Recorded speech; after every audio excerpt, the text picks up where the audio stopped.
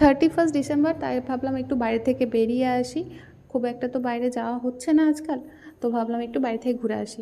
তো পাশেই আমাদের ম্যাসাঞ্জার ড্যাম, সেখানে গেছিলাম। ঝাড়খণ্ডে পড়ছে সেটা। বাড়িতে সবাইকে কনভিন্স করে সবাইকে বললাম যে সবাই মিলেই যাই, একটু ঘুরে আসি।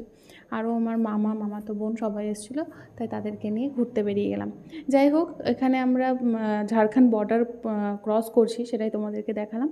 মা বলেছিল কিছু টুকটাক খাবার জিনিস নিয়ে আসতে, আর মাও কিছু ভরে নিয়ে এসেছিলো এখানে। তাই আমি আর চপ, সিঙ্গাড়া, বড়া এসব কিনে নিয়েছিলাম মুড়ি দিয়ে মাখিয়ে খাবো বলে।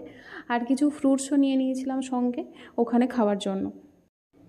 তারপর আমরা ঢুকে পড়লাম আমাদের পাহাড়ের দেশে। যাই হোক, আশেপাশে আমাদেরও একটু পাহাড় আমাদের কাছেও আছে, এটুকু আমরা গর্ব করে বলতেই পারি। যাই হোক, পৌঁছে গেছি ম্যাসাঞ্জোর।